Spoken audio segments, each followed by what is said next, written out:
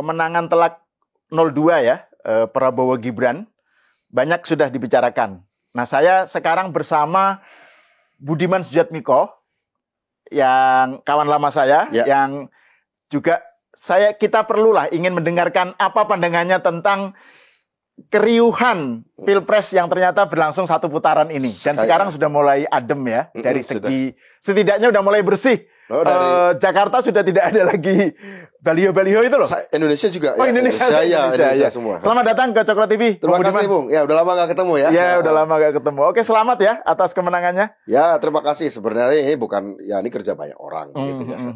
Nah, kerja pilihan-pilihan yang memang kadang-kala awalnya nggak dipahami, tapi ya menghasilkan kira-kira begitu. Nggak gini, kan saya baca beberapa berita ya tentang Bung Budiman, tentang komentarnya ini yang terbaru. Misalnya Anda bilang bahwa kemenangan Prabowo Gibran ini adalah hadiah generasi Z, khususnya generasi Z ya, dan mungkin juga milenial terhadap 02 gitu, karena mereka nggak pengen mental health-nya terganggu. Mereka pengen damai, mereka pengen yang rekonsiliatif, yang merangkul dan sebagainya. Bisa dijelaskan nggak itu? Iya, saya katakan itu sebagai suatu, ya kita analisis kan. Kemudian ada data dari Kompas juga yang kita tahu menarik Bung Sahal. Jadi dari setiap usia muda sampai tua, itu prosentase dari kemenangan pasangan 02 Pak Prabowo dan Mas Gibran paling tinggi adalah di kalangan yang pemilih paling pemula. Kemudian ketika naik lagi, usianya makin sedikit turun persentasenya. Terus konsisten, sangat linear ya. Saya lupa angka-angkanya. Dari pemilih yang paling pemula, kemudian agak pemula, udah milih kedua kali, mulai agak turun, sampai boomer paling kecil. X kedua paling kecil, kemudian milenial lebih besar seperti itu. Jadi memang ini mengkonfirmasi, membenarkan asumsi saya bahwa ini adalah hadiah dari pemilih pemuda, khususnya pemilih pemula. Pemilih muda dan pemilih mula begitu. Ini menarik untuk kita pahami, untuk kita cermati ya. Kalau saya lihat apa sih sifat-sifat dari anak muda kita? Ini mereka, saya coba mempelajari kosakata mereka, perbincangan mereka, baik dengan putri saya, dengan teman-temannya putri saya, perbincangan di TikTok, perbincangan di IG. Banyak sekali orang-orang muda ini di luar urusan politik itu mereka sangat khawatir loh pada apa yang mereka sering istilahkan sebagai toxic relationship, hubungan-hubungan yang rumit dan beracun gitu ya. Kemudian mereka juga sangat resah dengan kondisi kesehatan mental mereka, mental health mereka, curhat-curhat mereka di video di TikTok tentang soal-soal seperti itu. Mereka butuh figur-figur yang bisa diajak deep talk ya. Berbicara deep talk, hal-hal yang mendalam. Itu kan kosakata dalam bahasa Inggris yang saya kenal dari generasi-generasi seperti itu. Nggak ada hubungan dengan politik awalnya. Tapi kalau saya cermati memang perilaku dari kampanye akhir-akhir ini, komunikasi di media sosial antar para pendukung, terutama di X ya, di X, di kanal di X oleh generasi X, ya di kanal X oleh generasi X kebanyakan gitu ya. Itu kita nampak sekali bahwa ciri-ciri gangguan atas mental health itu, ciri-ciri toxic relationship itu tampak sekali dalam komunikasi politik, buzzing di platform X maupun saat debat-debat. Sehingga kemudian kalau kita cermati pasangan 02 kita memang tidak mau melayani itu. Tidak mau melakukan pertempuran di arah sana. Kita fokus pada visi misi kita, terutama soal makan siang gratis untuk ibu-ibu hamil, menyelamatkan manusia Indonesia sejak janinnya, gitu ya, sampai lulus SMA. Kita terus sampaikan itu, dan rupa-rupanya generasi yang tadi itu, yang merasa terganggu dengan hubungan-hubungan yang rumit dan beracun itu, komunikasi politik yang merusak mental health itu atau kesehatan mental itu, dan kemudian ungkapan-ungkapan yang enggak menunjukkan kedalaman itu kemudian rupanya diprotes. Jadi kalau ada istilah silent majority berbicara dalam pemilu, silent majority itu adalah Z dan milenial. Tentu mereka tidak silent ketika berbicara soal persoalan sehari-hari mereka, enggak. Persoalan sekolah mereka, persoalan pacar mereka, persoalan kerjaan mereka.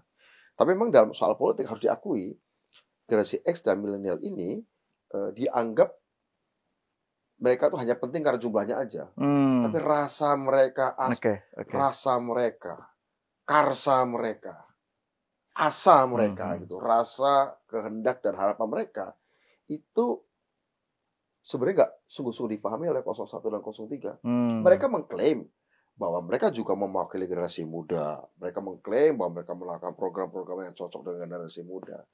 Tetapi rasanya tidak dipahami. Apa sih rasanya? Nggak suka keributan-keributan yang tidak jelas akarnya, yang kemudian lebih banyak menghina. Itu mereka rupanya nggak suka. Dan di 14 Februari, di hari kasih sayang itu, di hari kasih sayang, hari Valentine itu, anak muda menunjukkan kecintanya pada pasangan yang sering membawa bahasa cinta, bukan bahasa kebencian. Jadi 14 Februari adalah hari Valentine, hari kasih sayang, di mana mereka yang komunikasinya tidak menunjukkan kasih sayang, tapi menunjukkan kebencian, dikalahkan.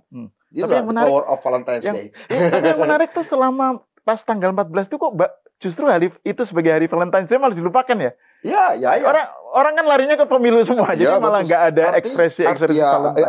Artinya ini menarik sekali bahwa generasi X dan generasi milenial ini di hari Valentine itu mereka mengungkapkan rasa cinta dengan cara yang lain. Ya, dengan bahasa cinta juga gitu ya. Saya pro politik yang membawa bahasa cinta. Kira-kira itu bahasa kasih sayang instead of bahasa kebencian. Kalau saya sih ngeliatnya gitu. Nah, tapi kan gini, ini menarik nih soal bahwa ini adalah cara menurut Bung Budiman ini cara mereka mengekspresikan sikap politik ya, yang sesuai lah dengan mereka menghindari toxic relationship tadi istilah Anda itu untuk demi mental health. Tapi kan di sisi lain ada juga penggambaran Gen Z ya, dari segi politik itu kan senengnya yang gimmick, yang receh gitu kan. Makanya 02 itu pakai pendekatan gemoy. Itu kemudian adalah cara untuk merengkuh mereka, tapi sebenarnya itu kan jadinya nggak substantif gitu. Jadi itu kayak semacam ini orang banyak berbicara juga analogi dengan yang terjadi di Filipina, bagaimana bom-bom menang dan seterusnya itu. Salah kalau kita menganggap bahwa gimmick itu hanya kesukaan generasi Z. Dari dulu juga, sejak pemilihan langsung, kita mengenal pemilihan langsung presiden tahun 2004, kan bahasa gimmick yang menang. Jadi memang pada waktu itu sudah ada namanya generasi X yang kita kenal, atau generasi Z kita sekarang. Dulu pada waktu itu generasi yang sekarang jadi generasi X banyak menjadi pemeran utama loh pada Pilpres 2004, ya kan? Penggambaran pada Pak SBY segala macam. Juga pada 2014 penggambaran pada Pak Jokowi. Ya harus kita akui, soal gaming itu memang adalah bahasa yang paling meluas, dan itu bukan cuma di Indonesia, bukan juga di zaman sekarang. Di negara lain, di Amerika Serikat pun seperti itu, ya. Di pemilihan langsung begitu. Di Amerika Latin juga seperti itu. Di Rusia juga seperti itu. Jadi nggak ada hubungannya dengan generasi. Kesukaan orang pada gimmick itu memang itu semacam apa ya, produk massal. Produk massal. Jadi jangan disalahkan, wah generasi Z sukanya gimmick. Ente juga waktu muda gitu. Bahkan sekarang juga kayak gitu.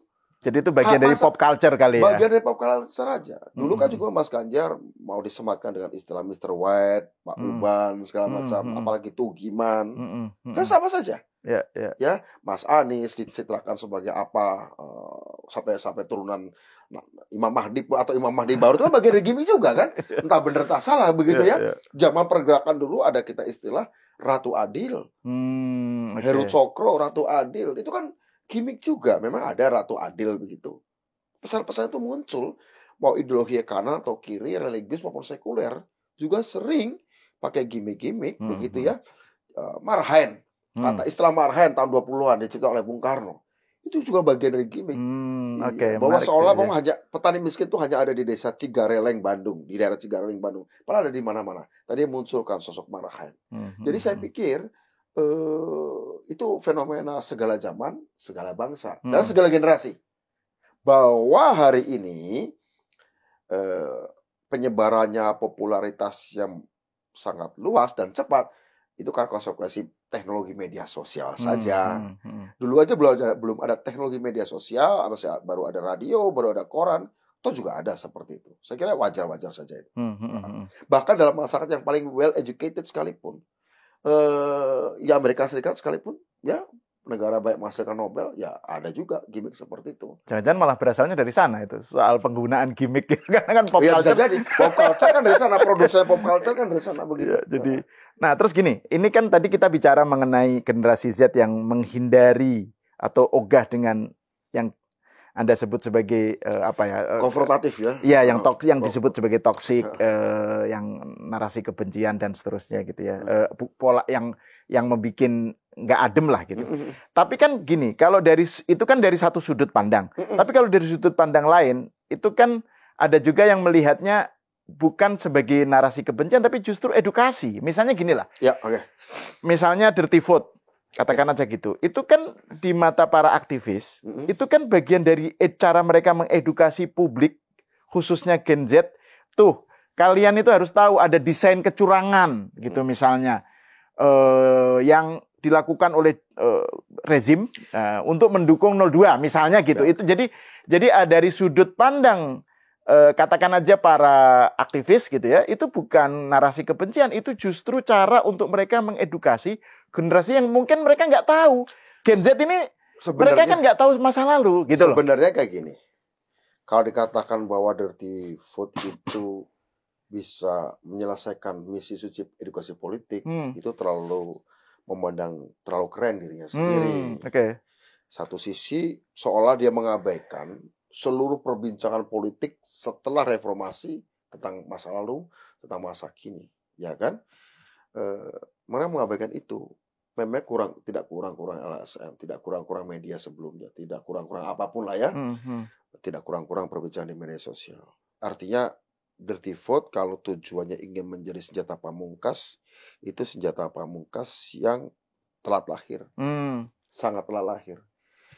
Gini, saya melakukan studi sejak 2019 tentang pengaruh dari sebuah produk komunikasi politik seperti dirty vote itu, supaya pesan mereka nancep ke telinga dan mata orang, masuk ke kognisi, pikiran mereka, sampai kemudian masuk ke dalam amigdala, bagian otak tempat emosi kebencian muncul, atau masuk ke insula, bagian otak tempat emosi positif muncul. Itu merembesnya itu butuh waktu merembesnya untuk dokumen yang sepanjang itu dan serumit itu.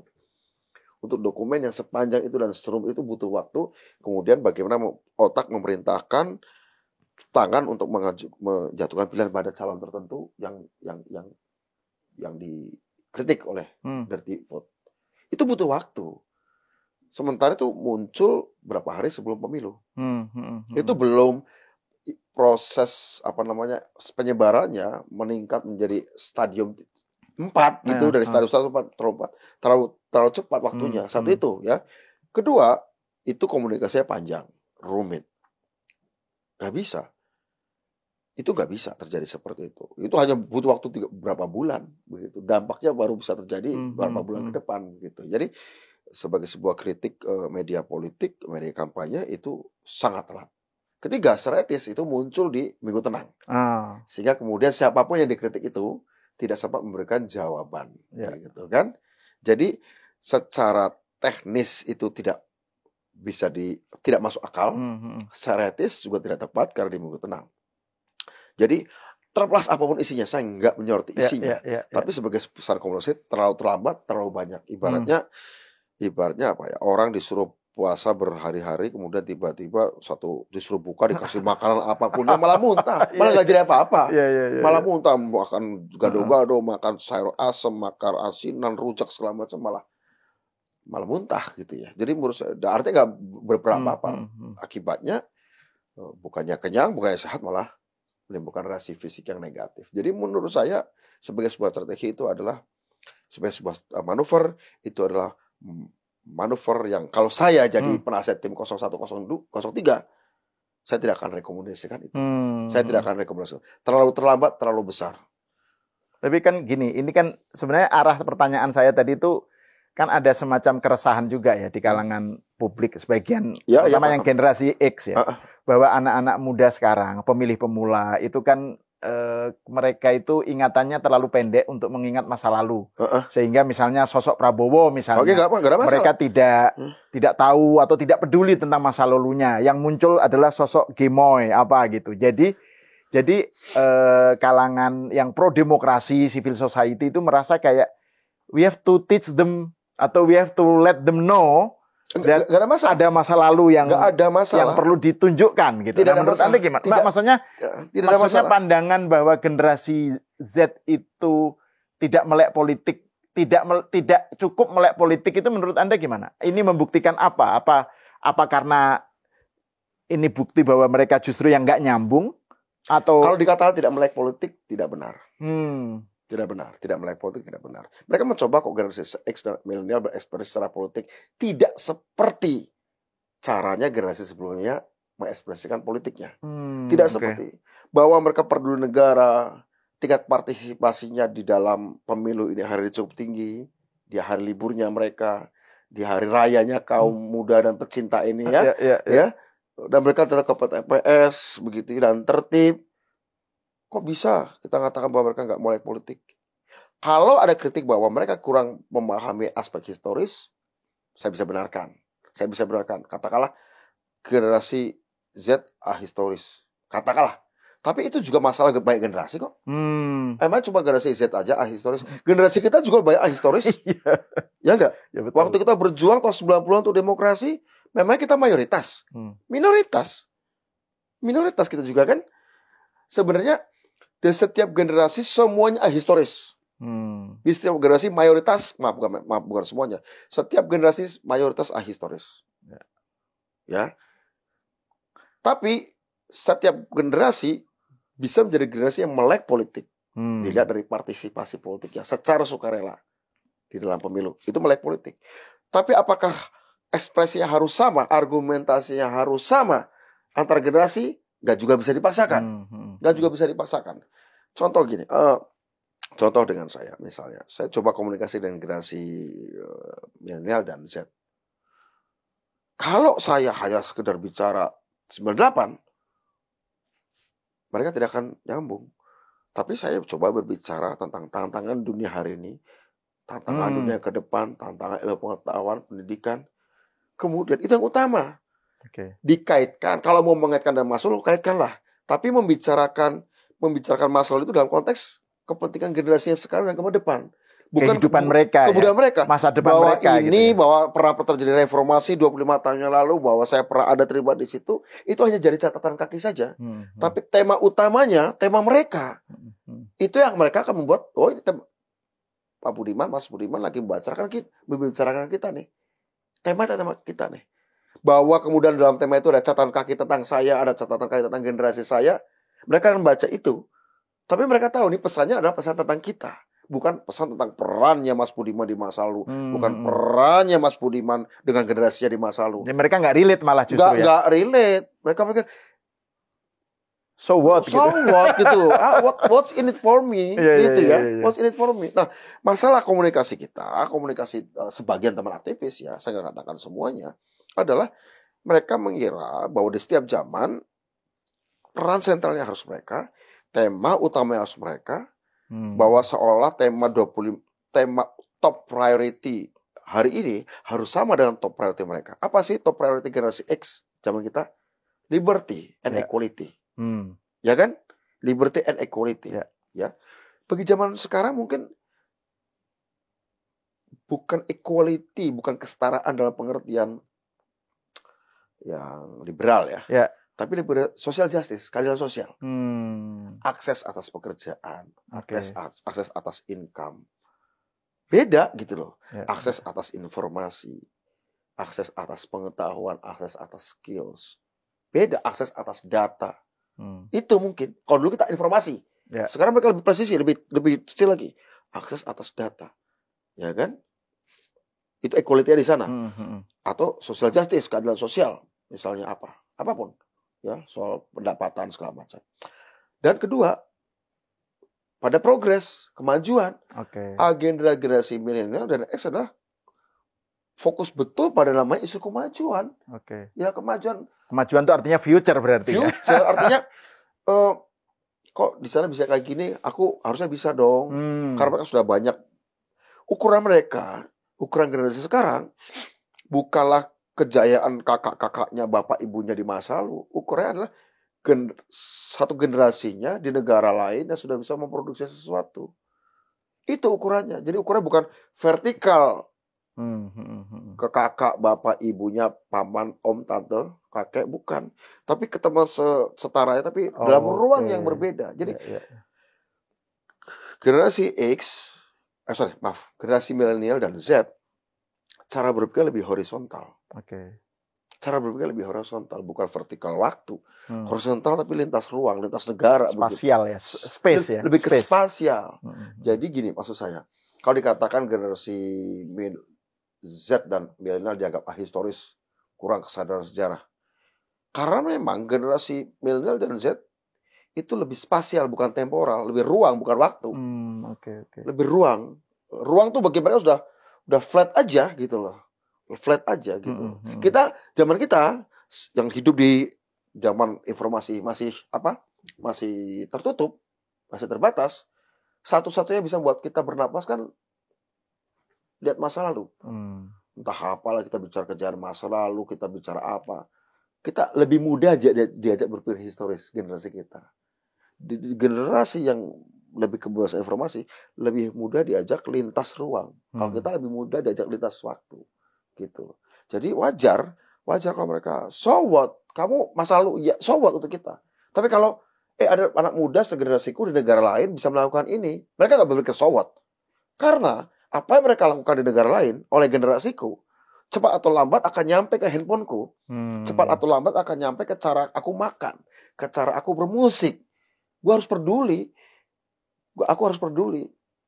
Misalnya generasi Indonesia, saya misalnya kata generasi Z, saya nggak peduli sejarah Indonesia, tapi saya peduli apa yang dilakukan di negara lain. Karena sejarah Indonesia di masa lalu nyari hubungannya ke saya agak susah. Tapi apa yang dilakukan oleh orang segenerasi saya di negara lain, yang di belahan bumi lain, akan berdampak dalam hitungan detik bahkan. Segera. Dan mereka berhadapan dengan itu. Mereka berhadapan dengan itu, sibuk dengan itu. Mereka harus ngejar. Mereka harus berkejaran. Mereka harus, kan ada istilahnya di generasi sekarang juga. Apanya? Istilahnya FOMO. Fear of missing out. Ketakutan ketinggalan. Ya dong. Ketakutan ketinggalan apa? Oleh generasi muda, segenerasiku di tempat lain. Karena nggak ada FOMO pada Soekarno, nggak ada FOMO kepada Budiman Sujatmiko di masa lalu, nggak ada FOMO kepada Tan Malaka di masa lalu. Gue takut nggak bisa seperti Tan Malaka. Tapi aku takut nggak bisa seperti siapa? Billie Eilish. Billie Eilish atau siapa? Aktor Korea, penyanyi Korea. Gue takut nggak bisa jadi influencer seperti negara lain. Kalau saya nggak tahu ya generasi saya. Saya takut bahwa saya menjadi generasi yang tidak seperti Soekarno. Saya takut. Ukuran saya Soekarno. Ukuran saya tahun 90-an adalah bagaimana aku bisa seperti Bung Karno, bisa seperti Tan Malaka, bisa seperti Sultan Syahrir. Bung juga mungkin gimana aku bisa seperti Gus Dur, bisa seperti Hasyim Asy'ari atau ya kan? Ya bisa jadi kan, Bung? Ya kan? Atau misalnya reformis Mesir. Muhammad Abduh gitu. Muhammad Abduh. Kamu ke sana kan? Ya kan? Emangnya kamu waktu itu tahun 90-an peduli dengan generasi mudamu di Mesir pada saat itu? Enggak masa lalu kan? Gitu. Jadi kesadaran atas ruangnya lebih ini. Nah, jadi mereka sudah sibuk dengan itu. Mereka sibuk dengan tanda kutip kompetitor baru atau calon kolaborator baru di negara lain. Terus tiba-tiba disuruh bawa agenda-agenda masalah yang nggak relate, nggak nyambung dengan gue. Dipaksakan dengan bahasa yang gaya komunikasi yang ortodoks pula, yang masih itu juga. Mau jadi apa? Ya kan? Ya menarik ini. Sebenarnya ini sesuatu yang mungkin juga perlu elaborasi ya, tapi karena waktu ya, jadi saya pengen kita fokus lagi ke soal Pilpres 2024. Oh iya. Nah, tapi ini menjelaskan tentang Pilpres 2024. Ya, menjelaskan, ya betul.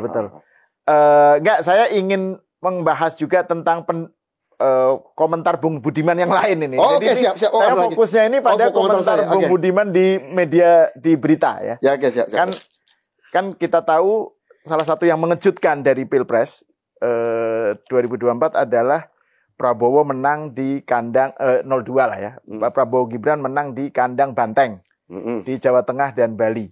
Dan DIY ya. DIY ya. Dan Budiman Sujatmiko mengatakan diberitakan di sejumlah tempat bahwa kemenangan itu bukan hanya karena kita punya kawan yang hebat, tapi juga punya lawan yang hebat, gitu.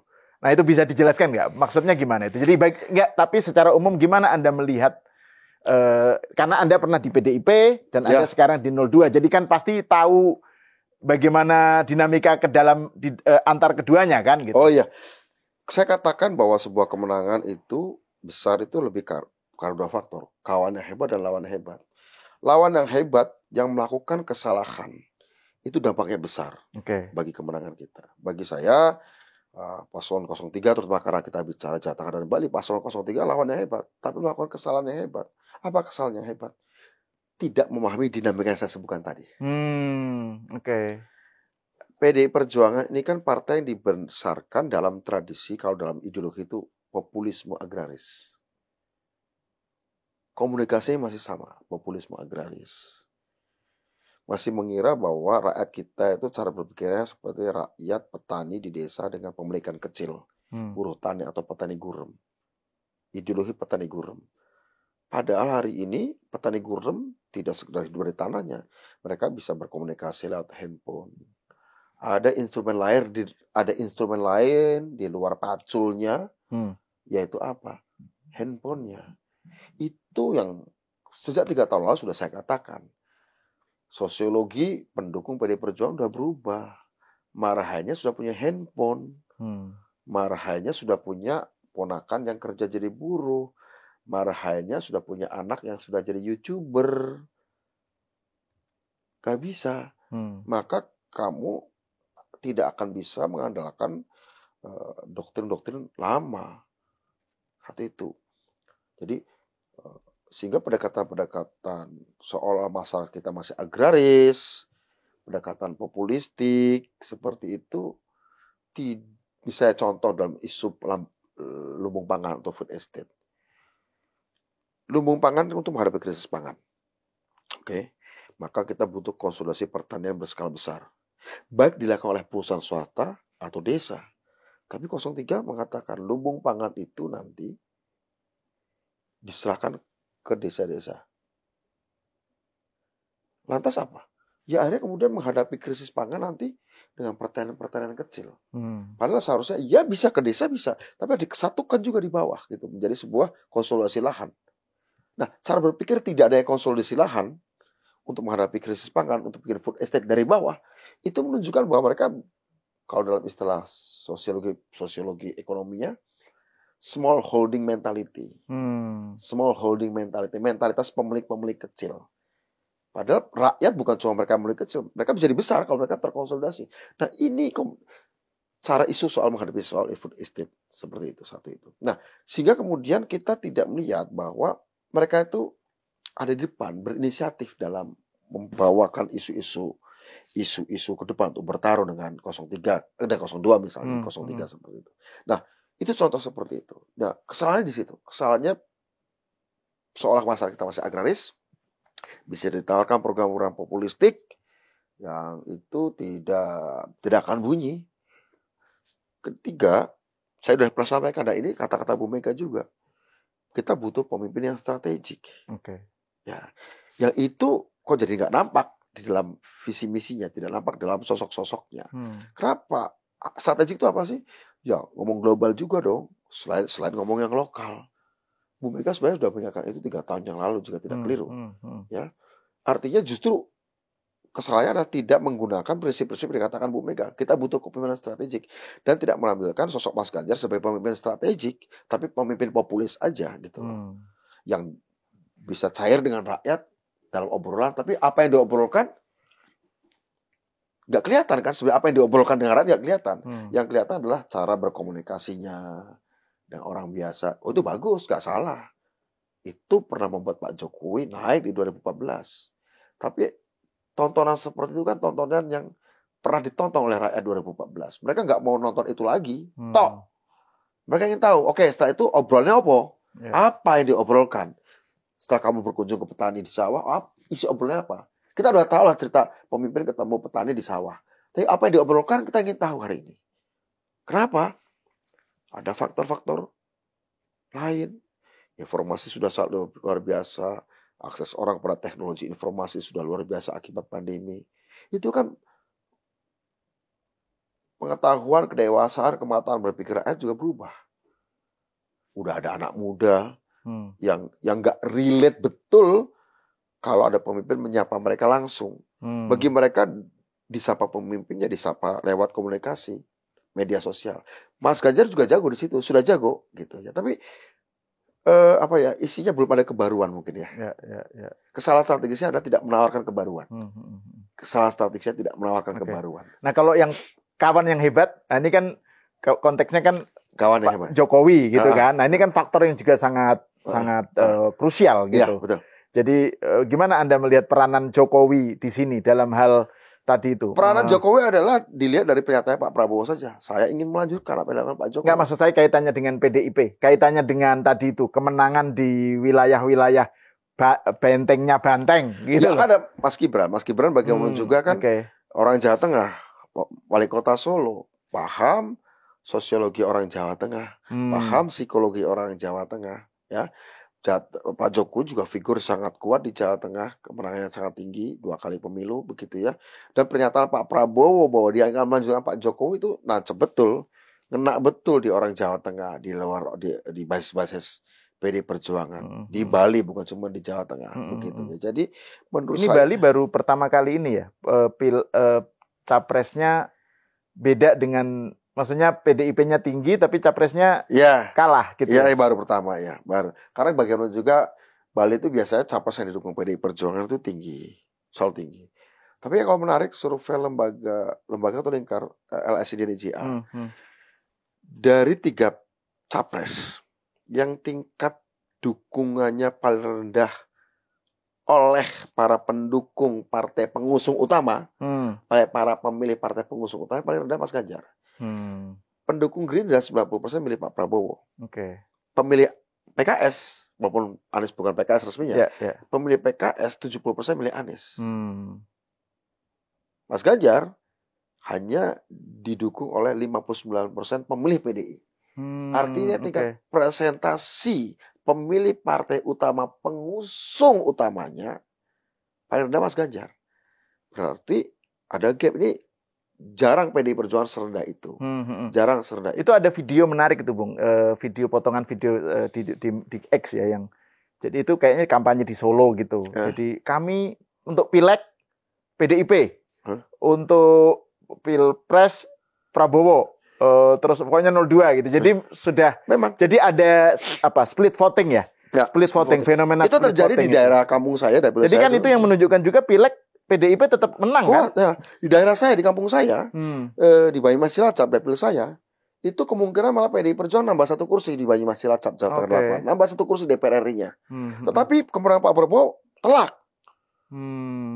Jadi bahkan ada kemungkinan PDI Perjuangan nambah 1 kursi DPR RI-nya. Tapi kemenangan Pak Prabowo sangat telak. Ya. Di hampir semua TPS. Dan saya kira ini fenomena ini terjadi banyak di Jawa Tengah dan di kabupaten lain di Jawa Tengah, selain Solo dan Banyumas Cilacap juga di Bali. Seperti itu. Jadi partaiku PDI Perjuangan, presidenku Prabowo Subianto, itu ketara betul itu. Betul. Dan ini saya kira sebenarnya in a way ya, bahwa PDIP tinggi, kemudian yang menang Prabowo itu kan nanti kan misalnya parlemen nanti PDIP cukup dominan gitu kan malah justru sehat ya. Ada check and balances. Ketua parlemen dari PDI Perjuangan. Misalnya begitu kan jadinya malah justru tidak betul-betul didominasi oleh satu pihak gitu loh. Iya. Walaupun kita mudah-mudahan ya partai-partai KIM Koalisi Indonesia Maju bisa masuk semua ke DPR. Tapi ini memang masih terlalu awal untuk melihat apa yang akan terjadi. Oke, Bung Budiman, terima kasih atas obrolannya. Pemirsa, sampai di sini dulu. Kita bertemu lagi di episode selanjutnya. Oke.